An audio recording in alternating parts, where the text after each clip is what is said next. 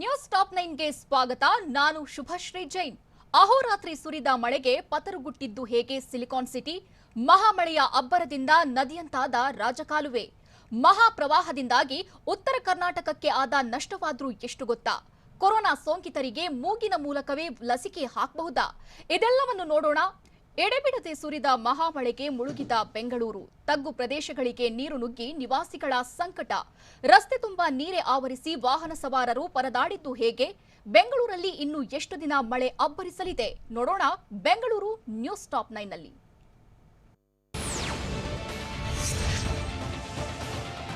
Silicon ಸಿಟಿಯಲ್ಲೂ ಬೆಳ್ಳಂಬೆಳಗ್ಗೆ ವರುಣ ಅಬ್ಬರಿಸಿ ಬೊಬ್ಬೆರೆದಿದ್ದಾನೆ. ನಿನ್ನೆ ರಾತ್ರಿ ಇಡೀ ಸುರಿದಂತಹ ಮಳೆ ಮತ್ತೆ ಮುಂಜಾನೆ 5 ಗಂಟೆಯಿಂದ ಶುರುವಾಗಿದೆ. ಎಡಬಿಡದೆ ಸುರಿತಾ ಇದ್ದಂತಹ ಮಳೆಯಿಂದಾಗಿ ಕೆಲಸಕ್ಕೆ ಹೋಗ್ತಾ ಇರೋರಿಗೆ ಮಳೆರಾಯ ತೊಂದರೆ ಕೊಟ್ಟಿದ್ದಾನೆ. ಕೆಆರ್ ಮಾರ್ಕೆಟ್, ಶಾಂತಿನಗರ, ಕೋರಮಂಗಲ, ಮೆಜೆಸ್ಟಿಕ್ ಸೇರಿದಂತೆ ಹಲವೆಡೆ ಜಿಟಿ ಮಳೆಯಿಂದ ಜನ ಪರದಾಡುವಂತಾಯಿತು.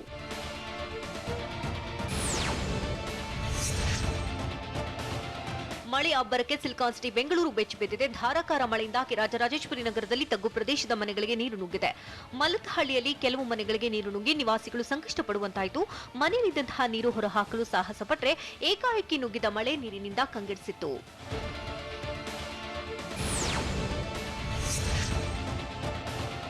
ಬೆಂಗಳೂರಿನಲ್ಲಿ ಸುರಿದ ಭಾರಿ ಮಳೆಯಿಂದಾಗಿ ವಾಹನ ಸವಾರರು ಪರದಾಡುವಂತಾಯಿತು. ಮೈಸೂರು ರಸ್ತೆಯ ಫ್ಲೈಓವರ್ ಮೇಲೆ ನೀರು ನಿಂತಿದ್ದರಿಂದಾಗಿ ವಾಹನಗಳು ಮುಂದೆ ಚಲಿಸಲಾಗದೆ ಕೆಲ ಹೊತ್ತು ನಿಂತಲೇ ನಿಲ್ಲುವಂತಾಗಿತ್ತು.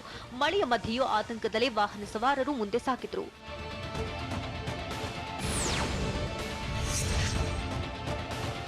ಉದ್ಯಾನ ನಗರಿಯಲ್ಲಿ ನಿನ್ನೆ ರಾತ್ರಿಯಿಂದ ಎಡಬಿಡದೆ ಸುರಿದಂತಹ ಮಳೆಯಿಂದಾಗಿ ರಾಜರಾಜೇಶ್ವರಿ ನಗರದ ಜನ ಕಂಗೆಡುವಂತಾಗಿದೆ. ರಾಜರಾಜೇಶ್ವರಿ ನಗರದ ಆರ್ಚ್ ಬಳಿಯ ರಸ್ತೆಗಳು ಜಲಾವೃತಗೊಂಡಿದ್ವು. ರಸ್ತೆ ಮೇಲೆ ನಿಂತಿರುವ ನೀರನ್ನು ಹೊರಹಾಕಲು ಟ್ರಾಫಿಕ್ ಪೊಲೀಸರು ಹರಸಾಹಸ ಪಟ್ಟರು. ಪೊಲೀಸರೇ ಮೋರಿಯನ್ನ ಸ್ವಚ್ಛಗೊಳಿಸಿದ್ರು.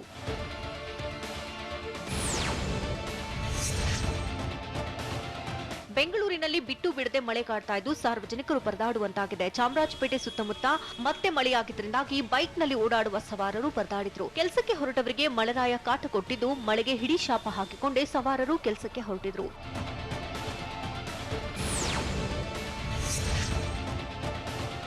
ಕೋರಮಂಗಲದಲ್ಲೂ ಮುಂಜಾನೆಯಿಂದ ಬಿಟ್ಟು ಬಿಡದೆ ತುಂತುರು ಮಳೆ ಸುರಿತಾ ಇದ್ದರಿಂದಾಗಿ ಬೀದಿ ಬದಿ ವ್ಯಾಪಾರಿಗಳು ಪರದಾಡುವಂತಾಗಿತ್ತು.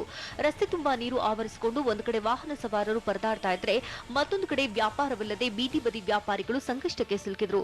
ಮಳೆ ಮಧ್ಯೆಯೂ ಕೆಲ ಬೈಕ್ ಸವಾರರು ಕೆಲಸ ಕಾರ್ಯಗಳಿಗೆ ತೆರಳಿದ್ರು.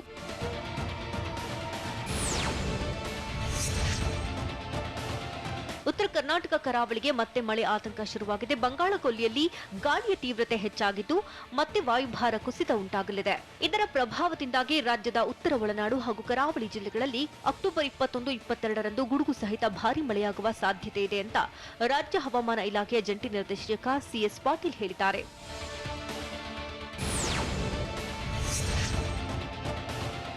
ಬೆಂಗಳೂರಿನಲ್ಲಿ ಕಳೆದ ರಾತ್ರಿಯಿಂದ ಸುರಿದ ಮಳೆಯಿಂದಾಗಿ ಭಾರೀ ಅವಾಂತರಗಳ ಸೃಷ್ಟಿಯಾಗ್ತಾ ಇದೆ. ಮೈಸೂರು ರಸ್ತೆಯ ಮೈಲಸಂದ್ರ ಬಳಿಯ ರಾಜಕಾಲುವೆ ತುಂಬಿ ಹರಿತಾ ಇದೆ.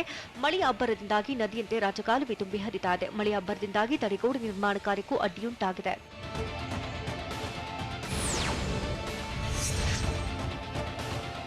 ಆರ್ಆರ್ ನಗರ ವ್ಯಾಪ್ತಿಯಲ್ಲಿ ಮಳೆ ಅಬ್ಬರಿಸ್ತಾ ಇರುವಂತಹ ಕಾರಣ ಮಲ್ಲತ್ತಹಳ್ಳಿಯ ಕದಂಬ ಲೇಔಟ್ನ ಕಲಾಗ್ರಾಮದಲ್ಲಿ ಜನ ಸಂಕಷ್ಟಕ್ಕೆ ಈಡಾಗಿದ್ದಾರೆ. ಮನೆಗಳಿಗೆ ಕೊಳಚೆ ನೀರು ತುಂಬಿದ್ದು ಜನರ ಸಮಸ್ಯೆ ಆಲಿಸಲು ನೋಡೆಲ್ ಅಧಿಕಾರಿಗಳು ಬಂದಿಲ್ಲ. ಕಾರ್ಪೊರೇಟರ್ ಅವಧಿ ಮುಗಿದ ಮೇಲೆ ಅಧಿಕಾರ ಹೊಂದಿರುವಂತಹ ನೋಡೆಲ್ ಆಫೀಸರ್ ಜನರ ಸಂಪರ್ಕಕ್ಕೆ ಸಿಗ್ತಾ ಇಲ್ಲ. ನೆಲಮಹಡಿಯಲ್ಲಿ ತುಂಬಿದ್ದ ಕೊಳಚೆ ನೀರನ್ನ ನಿವಾಸಿಗಳು ಕ್ಲೀನ್ ಮಾಡ್ತಿದ್ರು.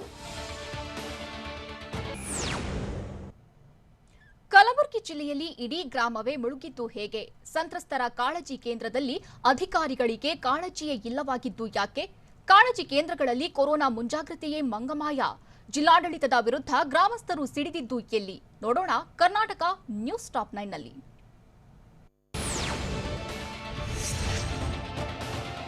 ಕಲಬುರಗಿ ಜಿಲ್ಲೆಗೆ ಪ್ರವಾಹವೇ ದೊಡ್ಡ ಶಾಪವಾಗಿ ಪರಿಣಮಿಸಿದೆ. ಹೀಗಾಗಿ ಕಲಬುರಗಿ ತಾಲೂಕಿನ ಹಾಗರಗುಂಡಗಿ ಗ್ರಾಮ ಸಂಪೂರ್ಣ ಮುಳುಗಡೆಯಾಗಿದೆ. ಗ್ರಾಮಕ್ಕೆ ಸಂಪರ್ಕ ಕಲ್ಪಿಸುವ ರಸ್ತೆಗಳು ಜಲಾವೃತಗೊಂಡಿದೆ. ಗ್ರಾಮದ ಸುತ್ತಲೂ ನೀರು ಆವರಿಸಿಕೊಂಡಿರುವುದರಿಂದಾಗಿ ಹಾಗರಗುಂಡಗಿ ಗ್ರಾಮ ನಡುಗಡ್ಡೆಯಂತಾಗಿದೆ. ಗ್ರಾಮದ ಜನರು ಎತ್ತ ಹೋಗಲಾಗದೆ ಸಂಕಷ್ಟಕ್ಕೆ ಸಿಲುಕಿದ್ದಾರೆ.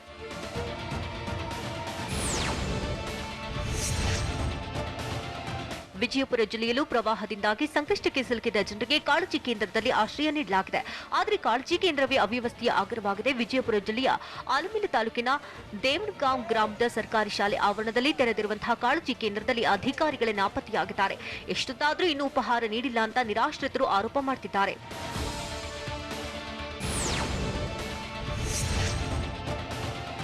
ವಿಜಯಪುರ ಜಿಲ್ಲೆಯ ಆಲಮೇಲ ತಾಲೂಕಿನ ದೇವಣಗಾಂವ್ ಗ್ರಾಮದ ಕಾಳಜಿ ಕೇಂದ್ರದ ಬಗ್ಗೆ ಅಧಿಕಾರಿಗಳು ನಿರ್ಲಕ್ಷ್ಯ ವಹಿಸಿದ್ದು ನಿರಾಶ್ರಿತ ಮಹಿಳೆಯರು ಉಪಹಾರ ಸಿದ್ಧಪಡಿಸಿಕೊಂಡಿದ್ದಾರೆ. ಮಕ್ಕಳು ಮರಿ ಹಸಿವಿನಿಂದ ಬಳಲ್ತಾ ಇದ್ದರಿಂದಾಗಿ ಉಪಹಾರವನ್ನ ನಾವೇ ಅಡುಗೆ ಮಾಡಿಕೊಳ್ತಾ ಇರುವುದಾಗಿ ಹೇಳಿದ್ದಾರೆ. ನಿನ್ನೆ ರಾತ್ರಿ ಅನ್ನ ಸಾಂಬಾರ್ ನೀಡಿದ್ದನ್ನ ಬಿಟ್ಟರೆ ಬೆಳಗ್ಗೆ ಯಾವುದೇ ಆಹಾರವನ್ನ ನೀಡಿರಲಿಲ್ಲ.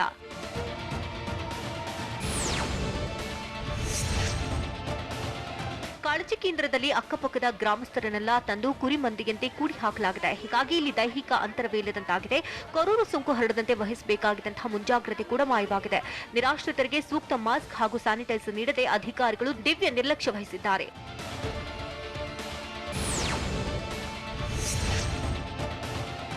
ಕಲಬುರಗಿ ಜಿಲ್ಲೆಯ ಜೇವರ್ಗಿ ತಾಲೂಕಿನ ಕೂಡಿ ದರ್ಗಾ ಶಾಲೆಯಲ್ಲಿನ ಕಾಳಜಿ ಕೇಂದ್ರದಲ್ಲೂ ಸಂತ್ರಸ್ತರು ಪರದಾಟ ನಡೆಸಿದ್ದಾರೆ. ನಮಗೆ ಊಟ ನೀಡುತ್ತಿದ್ದಾರೆ, ಆದರೆ ಮನೆಯಲ್ಲಿದ್ದ ವಸ್ತುಗಳು ಸಂಪೂರ್ಣ ಹಾಳಾಗಿವೆ. ಹಾಕಿಕೊಳ್ಳಲಿಕ್ಕೆ ಬಟ್ಟೆಗಳಿಲ್ಲ. ಇರಲಿಕ್ಕೆ ಇದ್ದಂತಹ ಮನೆ ಸಂಪೂರ್ಣವಾಗಿ ಹಾಳಾಗಿ ಹೋಗಿದೆ. ಕಾಳಜಿ ಕೇಂದ್ರದಲ್ಲಿ ಕೊರೋನಾ ಭಯ ಬೇರೆ ಇದೆ ಅಂತ ಜಿಲ್ಲಾಡಳಿತದ ವಿರುದ್ಧ ಸಂತ್ರಸ್ತರು ಆಕ್ರೋಶ ವ್ಯಕ್ತಪಡಿಸಿದರು.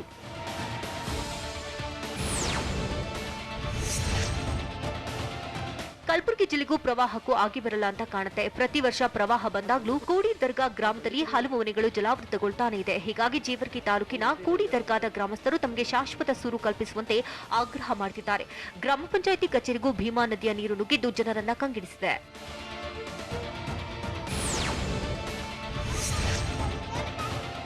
ಉತ್ತರ ಕರ್ನಾಟಕದ ಹಲವು ಜಿಲ್ಲೆಗಳಲ್ಲಿ ಭೀಕರ ಜಲಪ್ರಳಯ ಉಂಟಾಗಿದ್ದು ಮಳೆಯಿಂದ ಈವರೆಗೆ 3,000 ಕೋಟಿಗೂ ಅಧಿಕ ಹಾನಿಯಾಗಿದೆ ಅಂತ ಕಂದಾಯ ಸಚಿವ ಆರ್ ಅಶೋಕ್ ಹೇಳಿದ್ದಾರೆ. ಬೆಳಗಾವಿಯ ಸಾಂಬ್ರಾ ವಿಮಾನ ನಿಲ್ದಾಣದಲ್ಲಿ ಮಾತನಾಡಿದಂತಹ ಅಶೋಕ್, ಈವರೆಗೂ ಪ್ರವಾಹದಿಂದ ವಿವಿಧ ಜಿಲ್ಲೆಗಳಲ್ಲಿ 10 ಜನರು ಸಾವನ್ನಪ್ಪಿದ್ದು ಕಾಳಜಿ ಕೇಂದ್ರಗಳಲ್ಲಿ 8,000 ಜನರಿಗೆ ವಸತಿ ವ್ಯವಸ್ಥೆ ಕಲ್ಪಿಸಲಾಗಿದೆ. ಕೊರೋನಾ ಪ್ರವಾಹ ಸರ್ಕಾರಕ್ಕೆ ಸವಾಲಿನ ಪ್ರಶ್ನೆ ಅಂತ ಹೇಳಿದರು.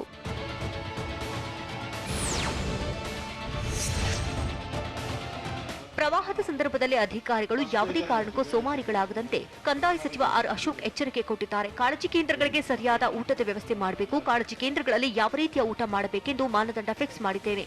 ಕಾಳಜಿ ಕೇಂದ್ರದಲ್ಲಿ ಜಾತಿ ತಾರತಮ್ಯ ಮಾಡುವ ಬಗ್ಗೆ ಮಾಧ್ಯಮಗಳಲ್ಲಿ ನೋಡಿದ್ದೇನೆ. ಆ ರೀತಿ ಮಾಡುವ ಅಧಿಕಾರಿಗಳ ವಿರುದ್ಧ ಕಠಿಣ ಕ್ರಮ ಕೈಗೊಳ್ಳುವುದಾಗಿ ಅಶೋಕ್ ವಾರ್ನ್ ಮಾಡಿದರು.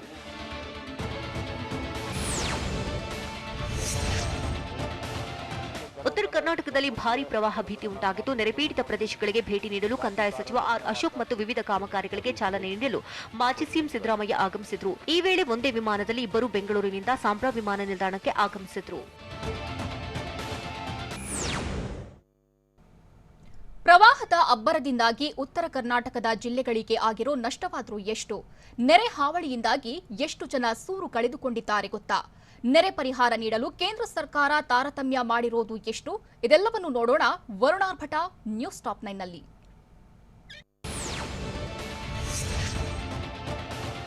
ಕಲಬುರಗಿ ಜಿಲ್ಲೆಯಲ್ಲಿ ಭೀಮಾ ನದಿಯ ಆರ್ಭಟ ಜೋರಾಗಿದೆ. ಹೀಗಾಗಿ ಭೀಮಾ ನದಿಯ ಅಟ್ಟಹಾಸಕ್ಕೆ 57 ಹಳ್ಳಿಗಳು ಜಲಾವೃತಗೊಂಡಿವೆ. ಜಿಲ್ಲೆಯಲ್ಲಿ ಒಟ್ಟು ಹಾನಿ ಪ್ರಮಾಣದ ಬಗ್ಗೆ ಇನ್ನೂ ಅಂದಾಜು ಮಾಡಿಲ್ಲ. ಕಲಬುರಗಿಯಲ್ಲಿ ಒಟ್ಟು 23,445 ಮಂದಿ ನಿರಾಶ್ರಿತರಾಗಿದ್ದು ಕಲಬುರಗಿಯಲ್ಲಿ 1 ಲಕ್ಷ ಹೆಕ್ಟೇರ್ಗೂ ಹೆಚ್ಚು ಬೆಳೆ ಹಾನಿಯಾಗಿದೆ. 10,000 ಮನೆಗಳು ಜಲಾವೃತಗೊಂಡಿದ್ದು ಪ್ರವಾಹದ ಅಬ್ಬರಕ್ಕೆ 5 ಮಂದಿ ಕೊಚ್ಚಿ ಹೋಗಿದ್ದಾರೆ.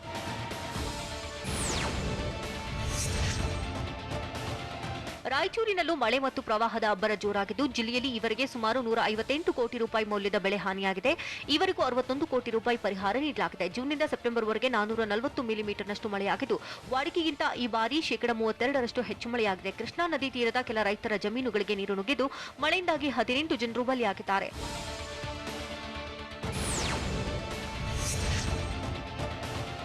ಬೆಳಗಾವಿ ಜಿಲ್ಲೆಯಲ್ಲೂ ಮಳೆಯ ಅಬ್ಬರಕ್ಕೆ 500 ಕೋಟಿಗೂ ಅಧಿಕ ಹಾನಿಯಾಗಿದೆ. 1.5 ತಿಂಗಳಲ್ಲೇ ಪ್ರವಾಹದಿಂದಾಗಿ ಸುಮಾರು 972 ಕೋಟಿ ರೂಪಾಯಿ ನಷ್ಟ ಉಂಟಾಗಿದೆ. 35,000 ಎಕರೆ ಬೆಳೆ ನಾಶವಾಗಿದ್ದರೆ 4 ಕೋಟಿಗೂ ಹೆಚ್ಚು ವೆಚ್ಚದ ತೋಟಗಾರಿಕಾ ಬೆಳೆ ಹಾನಿಯಾಗಿದೆ. ಜಿಲ್ಲೆಯಲ್ಲಿ 270 ಮನೆಗಳು ನೆಲಸಮಗೊಂಡಿದ್ದು 4 ಮೃತಪಟ್ಟಿದ್ದು ಮೃತರ ಕುಟುಂಬಗಳಿಗೆ 5 ಲಕ್ಷ ಪರಿಹಾರ ನೀಡಲಾಗಿದೆ.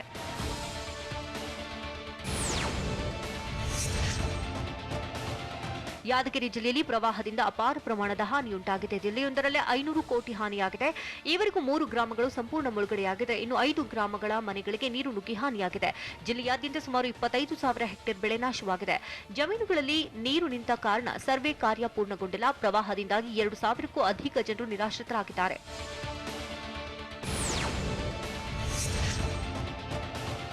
ವಿಜಯಪುರ ಜಿಲ್ಲೆಯಲ್ಲೂ ಮಳೆ ಮತ್ತು ಪ್ರವಾಹ ಹೆಚ್ಚಾಗಿದ್ದರಿಂದಾಗಿ ಅಂದಾಜು 2,000 ಕೋಟಿಗೂ ಅಧಿಕ ಹಾನಿಯಾಗಿದೆ. ಜಿಲ್ಲೆಯಾದ್ಯಂತ 2,405 ಕುಟುಂಬಗಳು ಅಕ್ಷರಶಃ ಅತಂತ್ರಗೊಂಡಿದೆ. 10,375 ಹೆಕ್ಟೇರ್ ಪ್ರದೇಶದಲ್ಲಿ ಅಪಾರ ಪ್ರಮಾಣದ ಬೆಳೆ ಹಾನಿಯಾಗಿದೆ. ವಿಜಯಪುರದಲ್ಲಿ ಇದುವರೆಗೆ ಅಂದಾಜು 124 ಕೋಟಿ ಹಾನಿಯಾಗಿದ್ದು, ಜಿಲ್ಲೆಯಲ್ಲಿ 2.07 ಲಕ್ಷ ಹೆಕ್ಟೇರ್ ಬೆಳೆ ಸಂಪೂರ್ಣ ನೀರು ಪಾಲಾಗಿದೆ.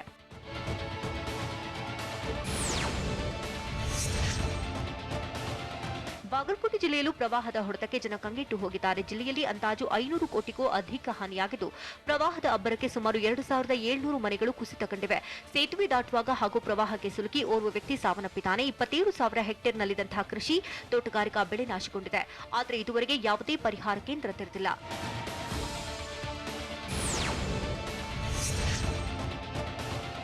ಉತ್ತರ ಕರ್ನಾಟಕ ಜಿಲ್ಲೆಗೆ ಪ್ರವಾಹದ ಮೇಲೆ ಪ್ರವಾಹದ ಹೊಡೆತ ಬೀಳ್ತಾ ಇದ್ರು. ಕೇಂದ್ರ ಸರ್ಕಾರ ಮಾತ್ರ ರಾಜ್ಯಕ್ಕೆ ಬಿಡಿಗಾಸು ನೀಡಿ ಕೈ ತೊಳೆದುಕೊಳ್ತಿದೆ.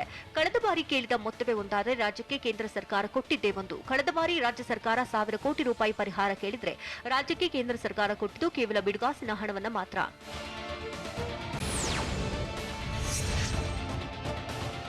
ಮಳೆ ಮತ್ತು ಪ್ರವಾಹದ ಸಂದರ್ಭದಲ್ಲಿ ಉಂಟಾಗುವ ಸಮಸ್ಯೆಗಳಿಂದ ಚೇತರಿಸಿಕೊಳ್ಳುವ ಸಲುವಾಗಿ ರಾಜ್ಯಕ್ಕೆ 1,054 ಕೋಟಿ ರೂಪಾಯಿಗಳನ್ನು ಎಸ್ಡಿಆರ್ಎಫ್ ಅನುದಾನ ಹಂಚಿಕೆ ಮಾಡಿದೆ. 15ನೇ ಹಣಕಾಸು ಆಯೋಗದ ಶಿಫಾರಸಿನಂತೆ ಅನುದಾನ ಹಂಚಿಕೆಯಾಗಿದ್ದು, ಈ ಅನುದಾನದಲ್ಲಿ ಕೇಂದ್ರ ಸರ್ಕಾರದ ಪಾಲು 791 ಕೋಟಿಯಷ್ಟಿದೆ.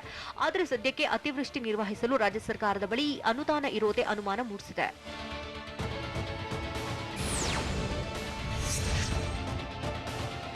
ಮಹಾಮಳೆ ಪ್ರವಾಹಕ್ಕೆ ಉತ್ತರ ಕರ್ನಾಟಕದಲ್ಲಿ ಸಾವಿರಾರು ಕೋಟಿ ನಷ್ಟವಾಗಿದ್ದು, ಸರ್ಕಾರದಿಂದ ನೆರೆ ಪರಿಹಾರವಾಗಿ 85.49 ಕೋಟಿ ಬಿಡುಗಡೆಯಾಗಿದೆ. ಆದರೆ ಸರ್ಕಾರದ 85 ಕೋಟಿ ಪರಿಹಾರ ನಿಜಕ್ಕೂ ಸಾಕಾಗುತ್ತಾ ಅನ್ನೋ ಪ್ರಶ್ನೆ ಎದುರಾಗಿದೆ. ಸಾವಿರಾರು ಕೋಟಿ ನಷ್ಟವಾಗಿರುವಾಗ 85 ಕೋಟಿ ಎಲ್ಲಿ ಸಾಲತ್ತೆ? ಅಕ್ಟೋಬರ್ 22ಕ್ಕೆ ನಷ್ಟದ ಅಂತಿಮ ವರದಿ ನೀಡಲು ಸೂಚಿಸಿದ್ದು, ಬೆಳೆ ಹಾನಿಗೊಳಗಾದ 51,810 ರೈತರಿಗೆ ಇನ್ಪುಟ್ ಸಬ್ಸಿಡಿ ಬಿಡುಗಡೆಯಾಗುತ್ತಿದೆ.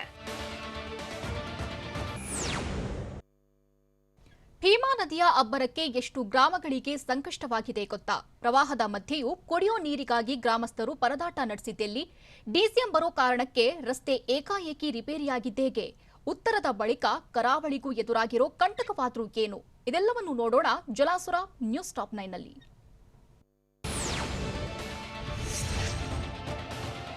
ಕಲಬುರಗಿ ಜಿಲ್ಲೆಯ ಅಫಜಲ್ಪುರ ತಾಲೂಕಿನ ಕೆರಕನಹಳ್ಳಿ ಗ್ರಾಮ ಭೀಮಾ ನದಿ ಪ್ರವಾಹಕ್ಕೆ ಜಲಾವೃತವಾಗಿದೆ. ಮನೆಗಳಿಗೆ ನೀರು ನುಗ್ಗಿ ಅವಾಂತರ ಸೃಷ್ಟಿಯಾಗಿದ್ದು, ಗ್ರಾಮಸ್ಥರು ಮನೆ ತೊರೆದು ಸುರಕ್ಷಿತ ಸ್ಥಳದತ್ತ ತೆರಳುತ್ತಿದ್ದಾರೆ.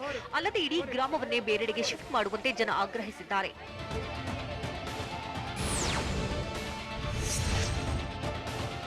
ವಿಜಯಪುರ ಜಿಲ್ಲೆಯ ಚಡಚಣ ಮತ್ತು ಇಂಡಿ ತಾಲೂಕಿನಲ್ಲಿ ಭೀಮಾ ನದಿ ನೆರೆಗೆ 19 ಗ್ರಾಮ ಜಲಾವೃತವಾಗಿದೆ. 2 ತಾಲೂಕಿನಲ್ಲಿ 1,979 ಮನೆಗಳು ಮುಳುಗಿವೆ. ನೆರೆ ಪೀಡಿತ 9,954 ಜನರನ್ನು ರಕ್ಷಣೆ ಮಾಡಿ ಸುರಕ್ಷಿತ ಸ್ಥಳಗಳಿಗೆ ಶಿಫ್ಟ್ ಮಾಡಲಾಗಿದೆ. ರಕ್ಷಣಾ ಕಾರ್ಯ ಕೆಲವೆಡೆ ಇನ್ನೂ ಮುಂದುವರೆದಿದೆ.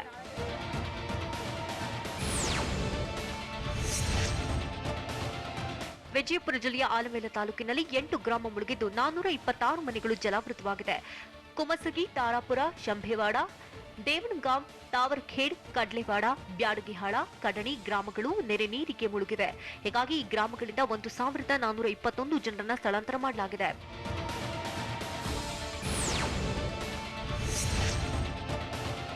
ಕಲಬುರಗಿ ಜಿಲ್ಲೆಯ ಜೇವರ್ಗಿ ತಾಲೂಕಿನ ಬಳುಂಡಗಿ ಗ್ರಾಮದಲ್ಲಿ ಕುಡಿಯುವ ನೀರಿಗಾಗಿ ಹಾಹಾಕಾರ ಶುರುವಾಗಿದೆ. ಭೀಮಾ ನದಿ ಅಪಾಯದ ಮಟ್ಟವನ್ನು ಮೀರಿ ಹರಿತಾ ಇದ್ದು ಗ್ರಾಮ ಜಲಾವೃತವಾಗಿದೆ. ಅಲ್ಲದೆ ಕುಡಿಯುವ ನೀರಿಗೆ ಜನರು ಪರದಾಡುವಂತಾಗಿದ್ದು ಟ್ಯಾಂಕರ್ ಮೂಲಕ ಕುಡಿಯುವ ನೀರನ್ನು ಪೂರೈಸಲಾಗುತ್ತಿದೆ.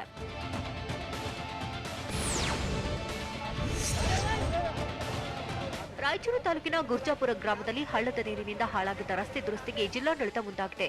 ಡಿಸಿಎಂ ಲಕ್ಷ್ಮಣ ಸವದಿ ಗ್ರಾಮಕ್ಕೆ ಭೇಟಿ ನೀಡುತ್ತಿರುವ ಕಾರಣಕ್ಕೆ ತರಾತುರಿಯಾಗಿ ಕೆಲ ರಸ್ತೆ ದುರಸ್ತಿ ಕೈಗೊಳ್ಳಲಾಗುತ್ತಿದೆ. ರೋಡ್ ದುರಸ್ತಿಗೆ ಆಗ್ರಹಿಸಿ ಗ್ರಾಮಸ್ಥರು ಮನವಿ ಮಾಡಿದ್ರು, ಅಧಿಕಾರಿಗಳು ಮಾತ್ರ ಕ್ಯಾರೆ ಎತ್ತಲಿಲ್ಲ.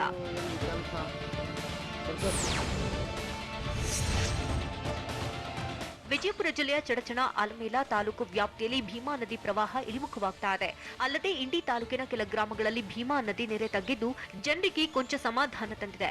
ಜಿಲ್ಲೆಯ ವಿವಿಧೆಡೆ ಪ್ರವಾಹದಿಂದ 27 ಗ್ರಾಮಗಳ ಜನ ಸಂಕಷ್ಟಕ್ಕೆ ಒಳಗಾಗಿದ್ರು.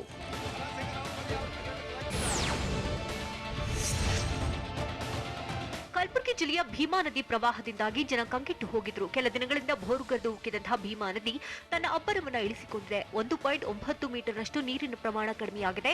ನಿನ್ನೆವರೆಗೂ ಭೀಮಾ ನದಿಗೆ 8 ಲಕ್ಷ ಕ್ಯೂಸೆಕ್ಸ್ ಹೊರಹರಿವು ಇತ್ತು.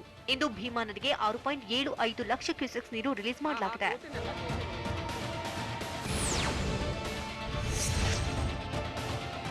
ಉತ್ತರ ಕರ್ನಾಟಕದಲ್ಲಿ ಮತ್ತೆ ಮಹಾಮಳೆಯ ಅಬ್ಬರ ಹೆಚ್ಚಾಗುವ ಸಾಧ್ಯತೆ ಇದೆ. ರಾಜ್ಯ ಹವಾಮಾನ ಇಲಾಖೆಯ ಪ್ರಕಾರ ಅಕ್ಟೋಬರ್ 20 ಮತ್ತು 21ರಂದು ರಾಯಚೂರು, ಕೊಪ್ಪಳ, ಯಾದಗಿರಿ ಜಿಲ್ಲೆಗಳಲ್ಲಿ ಮಳೆ ಅಬ್ಬರಿಸಲಿದೆ. ಹೀಗಾಗಿ ಈ ಜಿಲ್ಲೆಗಳನ್ನು ಯೆಲ್ಲೋ ಅಲರ್ಟ್ ಎಂದು ಘೋಷಿಸಲಾಗಿದೆ. ರಾಜ್ಯ ಹವಾಮಾನ ಇಲಾಖೆಯ ಜಂಟಿ ನಿರ್ದೇಶಕ ಸಿಎಸ್ ಪಾಟೀಲ್ ಹೇಳಿದ್ದಾರೆ.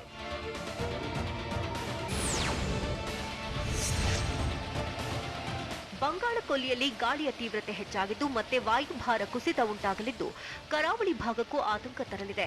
ಕರಾವಳಿ ಜಿಲ್ಲೆಗಳಿಗೆ ಅಕ್ಟೋಬರ್ 21ರಂದು ಯೆಲ್ಲೋ ಅಲರ್ಟ್ ಘೋಷಣೆ ಮಾಡಲಾಗಿದೆ. ಅಕ್ಟೋಬರ್ 22ಕ್ಕೆ ಆರೆಂಜ್ ಅಲರ್ಟ್ ಘೋಷಣೆ ಮಾಡಲಾಗಿದ್ದು ರಾಜ್ಯ ಹವಾಮಾನ ಇಲಾಖೆಯ ಜಂಟಿ ನಿರ್ದೇಶಕ ಸಿಎಸ್ ಪಾಟೀಲ್ ಹೇಳಿದ್ದಾರೆ. ಬಂಗಾಳಕೊಲ್ಲಿಯ ವಾಯುಭಾರ ಕುಸಿತದಿಂದ ದಕ್ಷಿಣ ಭಾರತಕ್ಕೆ ಕಾಲಿಟ್ಟಿದೆ ವರುಣಾಘಾತ. ಕೊರೋನಾ ವೈರಸ್ಗೆ ಮೂಗಿನಿಂದಲೂ ಲಸಿಕೆ ಹಾಕಬಹುದಾ? ನೋಡೋಣ ನ್ಯಾಷನಲ್ ನ್ಯೂಸ್ ಟಾಪ್ 9 ನಲ್ಲಿ.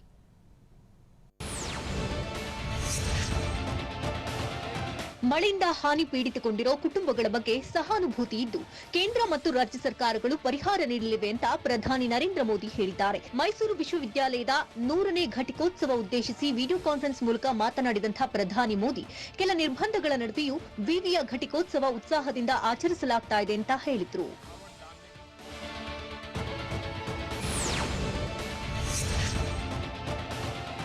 ಬಂಗಾಳಕೊಲ್ಲಿಯಲ್ಲಿ ವಾಯುಭಾರ ಕುಸಿತ ಹೆಚ್ಚಾಗ್ತಾ ಇರೋದರ ಪರಿಣಾಮ ತೆಲುಗು ರಾಜ್ಯಗಳಿಗೂ ಹೊಡೆತ ಬಿದ್ದಿದೆ. ಆಂಧ್ರಪ್ರದೇಶದ ವಿಶಾಖಪಟ್ಟಣಂನಲ್ಲಿ ಇನ್ನು 3 ದಿನಗಳ ಕಾಲ ಅತಿ ಹೆಚ್ಚು ಮಳೆಯಾಗುವ ಸಾಧ್ಯತೆ ಇದೆ ಅಂತ ವಿಶಾಖಪಟ್ಟಣಂ ಹವಾಮಾನ ಇಲಾಖೆ ಹೇಳಿದೆ. ಆಂಧ್ರ ಮತ್ತು ತೆಲಂಗಾಣ ರಾಜ್ಯಗಳ ಕೆಲವೆಡೆ ಭಾರಿ ಮಳೆಯಾದರೆ ಇನ್ನು ಕೆಲವೆಡೆ ಸಾಧಾರಣ ಮಳೆಯಾಗುವ ಸಾಧ್ಯತೆ ಇದೆ.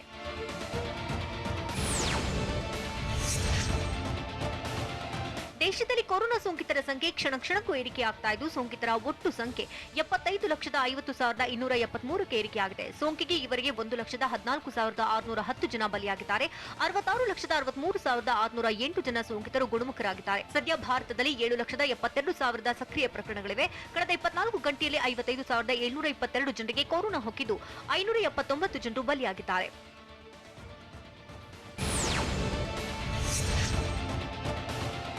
ತೆಲಂಗಾಣದಲ್ಲಿ ಕಳೆದ 24 ಗಂಟೆಗಳಲ್ಲಿ 948 ಜನರಿಗೆ ಕೊರೋನಾ ವಕ್ಕರಿಸಿದೆ. ಸದ್ಯ ತೆಲಂಗಾಣದಲ್ಲಿ ಸೋಂಕಿತರ ಸಂಖ್ಯೆ 2,23,059ಕ್ಕೆ ಏರಿಕೆಯಾಗಿದೆ.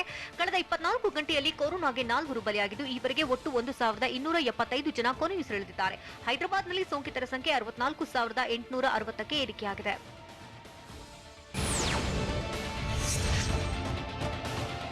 ಮೂಗಿನ ಮೂಲಕ ಹಾಕುವ ಕೊರೋನಾ ಲಸಿಕೆಯನ್ನು ಅಭಿವೃದ್ಧಿಪಡಿಸಲಾಗ್ತಾ ಇದೆ ಅಂತ ಕೇಂದ್ರ ಆರೋಗ್ಯ ಸಚಿವ ಹರ್ಷವರ್ಧನ್ ತಿಳಿಸಿದ್ದಾರೆ. ಹೊಸ ಪ್ರಯೋಗದ ಮೂಲಕ ಮೊದಲ ಬಾರಿಗೆ ಲಸಿಕೆ ಅಭಿವೃದ್ಧಿಪಡಿಸಲಾಗ್ತಾ ಇದೆ. ಸದ್ಯದಲ್ಲೇ ಭಾರತದಲ್ಲಿ ಲಸಿಕೆ ಪ್ರಯೋಗ ಆರಂಭವಾಗಲಿದೆ ಅಂತ ಸಚಿವರು ತಿಳಿಸಿದ್ದಾರೆ. Serum institute of Bharat biotech ಲಸಿಕೆ ಅಭಿವೃದ್ಧಿಪಡಿಸ್ತಾ ಇದೆ ಅಂತ ಸಚಿವರು ಹೇಳಿದರು.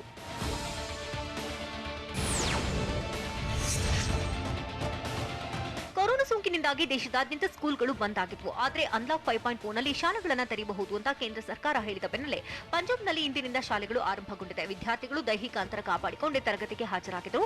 ಕೇವಲ ಸಂದೇಹ ಪರಿಹಾರಕ್ಕಾಗಿ ಮಾತ್ರ ಇಂದಿನಿಂದ ತರಗತಿಗಳು ಆರಂಭಗೊಂಡಿದೆ. ಚೀನಾದಲ್ಲಿ ಕೊರೋನಾ ಸೋಂಕಿತ ರೋಗಿಗಳಿಗೆ ನೀಡ್ತಾ ಇರುವಂತಹ ಲಸಿಕೆ ತುರ್ತು ಬಳಕೆಯನ್ನು ಮುಂದುವರಿಸಲಾಗ್ತಾ ಇದೆ. ಸೋಂಕು ನಿಗ್ರಹಿಸುವ ಸಲುವಾಗಿ ತುರ್ತು ಲಸಿಕೆ ನೀಡುವುದನ್ನು ಚೀನಾ ಹೆಚ್ಚು ಮಾಡಿದೆ. ಕೊರೋನಾ ಹೆಚ್ಚಾಗಿ ಹಬ್ತಾ ಇರುವ 3 ನಗರಗಳಿಗೆ ಕೋವಾಕ್ಸ್ ಲಸಿಕೆಗೆ ತುರ್ತು ಬಳಕೆ ಹೆಚ್ಚಳ ಮಾಡಲಾಗಿದೆ.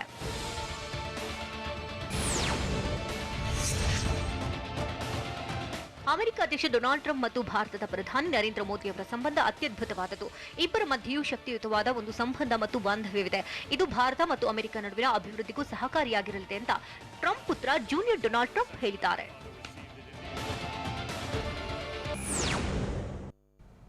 ಐಪಿಎಲ್ ಟೂರ್ನಿಯಲ್ಲಿ ಪಂಜಾಬ್ ಟೀಮ್ನ ಕೆಎಲ್ ರಾಹುಲ್ ಮಾಡಿದ ದಾಖಲೆಯಾದ್ರೂ ಏನು? ಡ್ರೆಸ್ಸಿಂಗ್ ರೂಮ್ನಲ್ಲೇ ಸಿಗರೆಟ್ ಸೇದಿದ ಕ್ರಿಕೆಟರ್ ಯಾರು? ನೋಡೋಣ ಎಂಟರ್ಟೈನ್ಮೆಂಟ್ ನ್ಯೂಸ್ ಟಾಪ್ 9 ನಲ್ಲಿ.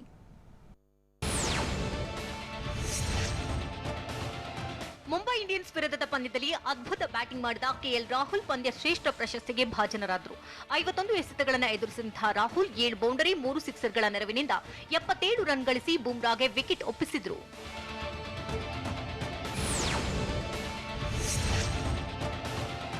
ಹೈದರಾಬಾದ್ ವಿರುದ್ಧದ ಪಂದ್ಯದಲ್ಲಿ KKR opener Rahul Tripathi ICC ನಿಯಮವನ್ನ ಉಲ್ಲಂಘನೆ ಮಾಡಿದ್ದಾರೆ.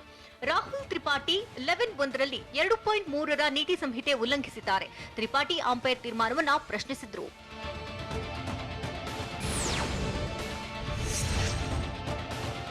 ಮುಂಬೈ ವಿರುದ್ಧ 77 ರನ್ ಗಳಿಸಿದಂತಹ ಕೆಎಲ್ ರಾಹುಲ್ ಈ ಬಾರಿಯ ಐಪಿಎಲ್ನಲ್ಲಿ 500 ರನ್ ಕಲೆ ಹಾಕಿದ್ದಾರೆ. 13ನೇ ಆವೃತ್ತಿಯಲ್ಲಿ 9 ಪಂದ್ಯಗಳನ್ನಾಡಿರುವಂತಹ ರಾಹುಲ್ 525 ರನ್ ಕಲೆ ಹಾಕಿದ್ದಾರೆ. ಇದರಲ್ಲಿ 1 ಶತಕವೂ ಸೇರಿದೆ.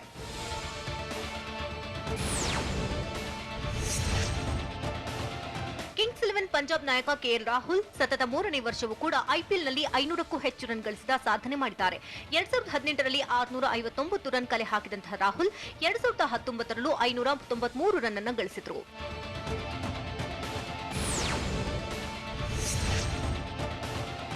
ರಾಯಲ್ಸ್ ವಿರುದ್ಧದ ಪಂದ್ಯದ ವೇಳೆ ಆರುಣ್ ಫಿಂಚ್ ಇ ಸಿಗರೆಟ್ ಸೇದಿರುವಂತಹ ವಿಡಿಯೋ ಇದೀಗ ಸಾಮಾಜಿಕ ಜಾಲತಾಣದಲ್ಲಿ ಸಖತ್ ವೈರಲ್ ಆಗಿದೆ. ಎಬಿಡಿ ಬ್ಯಾಟಿಂಗ್ ವೇಳೆ ಫಿಂಚ್ ಡ್ರೆಸ್ಸಿಂಗ್ ರೂಮ್ನಲ್ಲಿ ಈ ಸಿಗರೆಟ್ ಸೇದಿದ್ದಾರೆ.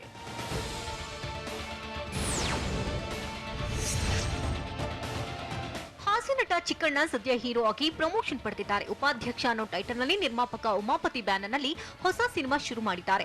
ಚಿತ್ರಕ್ಕೆ ಅರ್ಜುನ್ ಜನ್ಯ ಮ್ಯೂಸಿಕ್ ಕಂಪೋಸ್ ಮಾಡಿದ್ದು ಚಂದ್ರಮೋಹನ್ ಆಕ್ಷನ್ ಕಟ್ ಹೇಳ್ತಿದ್ದಾರೆ. ಉಪಾಧ್ಯಕ್ಷನಾಗಿ ಚಿಕ್ಕಣ್ಣ ಮತ್ತಷ್ಟು ನಗಿಸೋಕೆ ಸಜ್ಜಾಗಿದ್ದಾರೆ.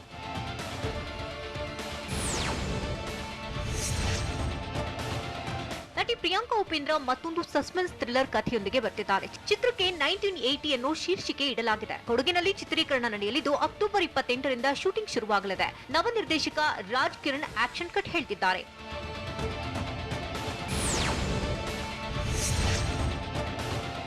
ಇಂದು ನಟ ವಸಿಷ್ಠ ಸಿಂಹಾಗೆ ಹುಟ್ಟುಹಬ್ಬದ ಸಂಭ್ರಮ. ಆದರೆ ಕೊರೋನಾ ಕಾರಣದಿಂದ ಸಂಭ್ರಮಾಚರಣೆಗೆ ಬ್ರೇಕ್ ಹಾಕಿದ್ದಾರೆ.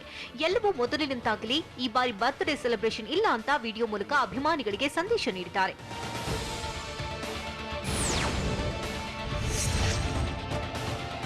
ಕನ್ನಡದ ಕಾಲಚಕ್ರ ಸಿನಿಮಾ ಮಲಯಾಳಂ ಭಾಷೆಗೆ ರಿಮೇಕ್ ಆಗ್ತಾ ಇದೆ. ಹೆಸರಾಂತ ನಿರ್ಮಾಪಕರೊಬ್ಬರು ಕಾಲಚಕ್ರ ಕಥೆಯನ್ನ ಇಷ್ಟಪಟ್ಟು ರಿಮೇಕ್ ರೈಟ್ಸ್ ಖರೀದಿ ಮಾಡಿದ್ದಾರೆ. ಈ ಚಿತ್ರದಲ್ಲಿ ನಟ ವಸಿಷ್ಠ 4 ಅವತಾರಗಳಲ್ಲಿ ಕಾಣಿಸಿಕೊಳ್ಳಲಿದ್ದಾರೆ. ಮಲಯಾಳಂ ರಿಮೇಕ್ನಲ್ಲಿರುವಂತಹ ತಾರಾ ಬಳಗ ಸದ್ಯದಲ್ಲೇ ರಿವೀಲ್ ಆಗಲಿದೆ.